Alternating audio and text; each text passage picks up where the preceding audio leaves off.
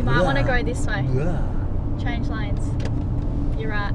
Look out up ahead, there's a truck changing lanes and the don't wanna go away unless you start using tropical cream every day.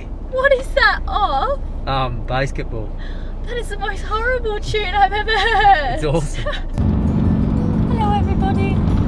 We are currently on our way home, back to Perth. Well, our temporary home after our road trip up north.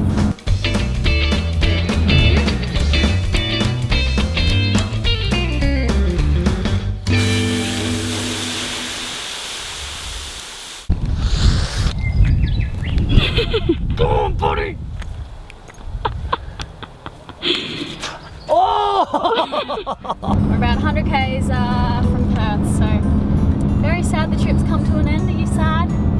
Yeah, I'm very disappointed. But we had a very good time. Yeah, it was good fun. So I'm doing some work in the car, so I've decided we're going to do the voiceover for this episode whilst driving. In this episode, we sail from the Saints, that's where you last saw us. We sail up to Guadalupe with the parents and Connor, and we hike up a big mountain, which was pretty cool. It's very windy up the top. It's very windy. Look at the clouds. I feel like some mystical creature is about to ride over to me and greet me.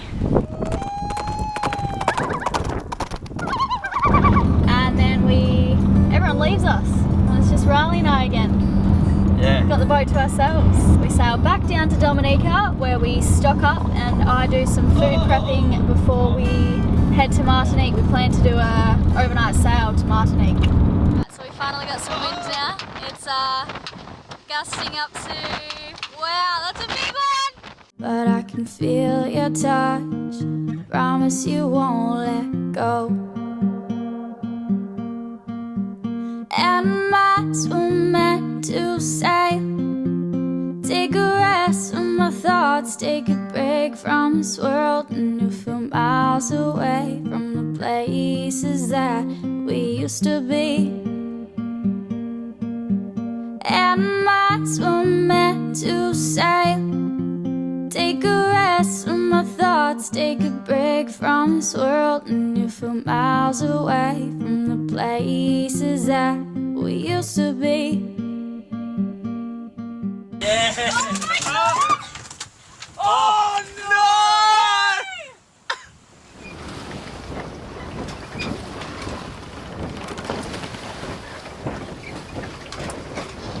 What just happened? Well, I don't want to say too loudly. These guys over here, their boat caught fire, just two local fishermen. So there was like a cooling all cars type affair, and the guy next to me jumped in his tender and burned off. So I went with him, but by the time we got there, they'd sort of already been rescued and everything was all good. So What happened? oh, the boat caught fire and they jumped overboard. So it was like two men in the sea missing. Please, can everyone please come and have a look for them? So we went over. Come on, reste là.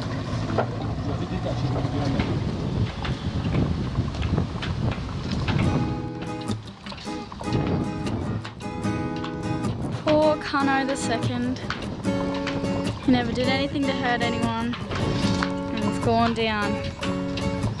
Riley's dad was nice enough to help him patch up Cunningham before him and Joanne departed back to Australia and left us.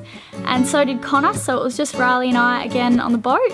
We left Guadalupe and sailed down towards Dominica, back to Portsmouth in not so pleasant conditions. The weather was pretty rough, but we got there in the end and we stayed the night, and the next day, well the next afternoon, we headed down to Martinique. Just been for a little shop in town and we're headed off to Martinique tonight. We're doing an overnight sail, so we haven't done one of those in a while and we're really excited. So I hope it all goes well.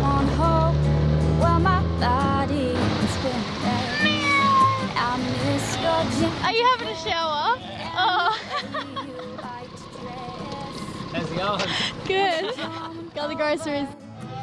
Right, Riley will be sailing most of the night, so made him some little pizzas to keep him going.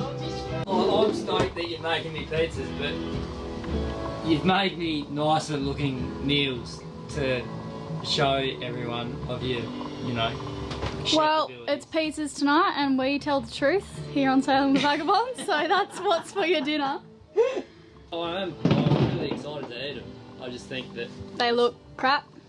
No, I just think that you've cooked more impressive looking meals before. Yeah, I agree, but little pizzas are easy and that's just what's happening tonight. And I'm really excited. I bet you The are. other end of this place. Yeah, hold on. Oh, mama. They are good. Not a breath of wind. Right, so we were pretty much doomed from the beginning. I had to try and undo the forward mooring, well I had to undo us from a mooring board which was tangled up, just being an absolute bugger.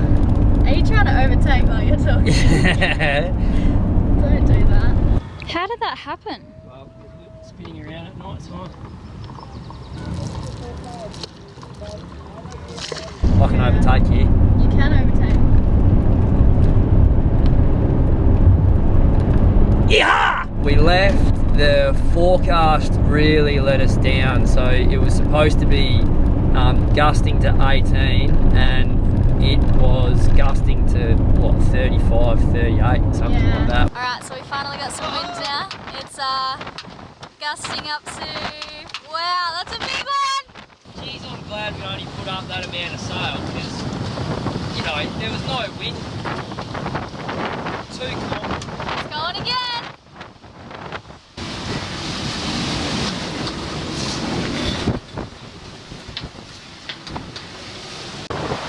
It's about 3 in the morning and we're about 10 nautical miles, a bit less, from Martinique. So the wind's been blowing consistently, about 30 knots, so we're reeved all the way down, very little sail out.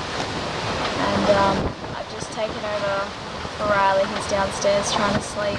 I couldn't sleep, so there's no point both of us staying awake. I'm getting a little bit wet out here. A big wave every now and then comes and splashes over the top. So, yes.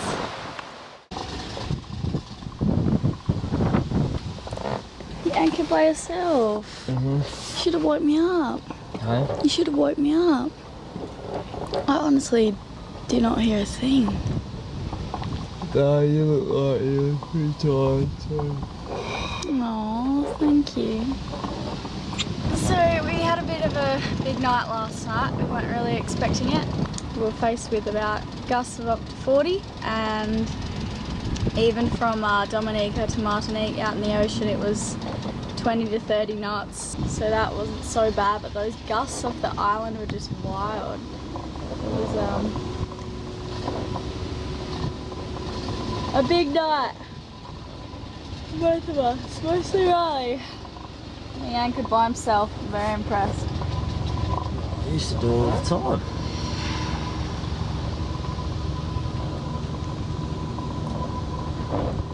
Just chaining up canoe. Riley and I checked into Martinique before we did a bit of exploring. St. Pierre was actually the first town in Martinique to be occupied by the French settlers that came from St. Christopher and St. Kitts in the 17th century. There was a small battle between the 100 French that came and the Carib people. There's a lot of interesting history about this little town, and you could not only feel it, but you could really tell by looking at some of the buildings that we saw. Yeah, that's alright. I took the scarf off it. Yeah. Jack lost Riley's hat on the Atlantic crossing and it was a straw hat and he's been looking for the same He threw one. it to me and it went like... He threw it to him outside and it just got taken by the wind, so he's been looking for a new one for months and can't seem to find the right one. That light makes you look like an angel. Alright, we're rolling, Gaz. Huh. Ding, ding, ding, ding, ding. One Sunday morning. Don't. Alright. I was out walking. What do you think about the spearfishing laws and the fishing laws? Very annoying. I agree. It's hard enough to, you know, check into a country and figure out how to do all that stuff, let alone figuring out the different fishing laws for each different island in the Caribbean is governed by, you know, a different set of laws, generally a different language, and it's just impossible to figure out what you can do, what you can and can't do at each island. One place you can fish, but you can't be anchored whilst you're fishing. One place you can spearfish, one place you can't. One place, you know, you can just net and do whatever the hell you want. And then next place it's like a $20,000 fine just for spearfishing. It's, yeah, hard to keep up with. It is extremely difficult to keep up with. So what's your conclusion? Well, there's no real conclusion, but we found a few little loopholes In the system? that we're going to work with.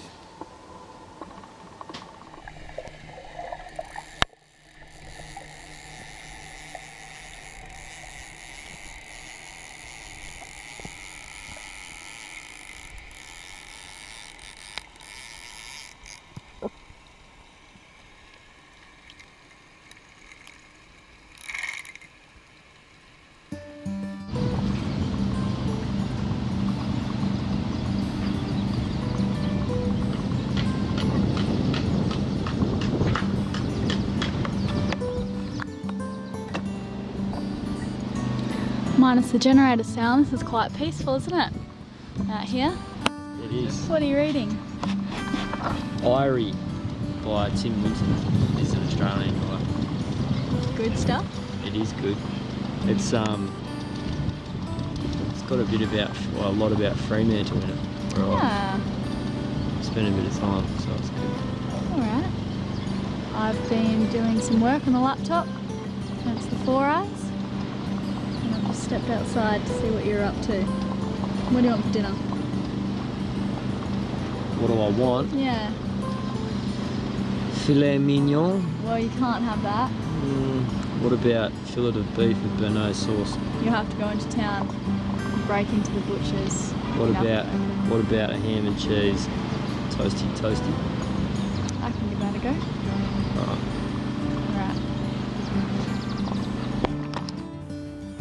Hey, so before you go, if anyone liked that cover of Valerie they heard in that episode, the song went something like this. Why don't you come on over, Valerie? That was me. I recently recorded an album. It's called Covers from the Ocean, and that is now recently available for your purchase if you haven't already done so. So I'd appreciate that a lot. Yeah, thanks for watching, guys, and stay tuned for next week's episode. Riley finds a giant face underwater and we sail down to Fort-de-France, which is the capital of Martinique, and we take you for a jog around the city. Peace for now. Bye bye.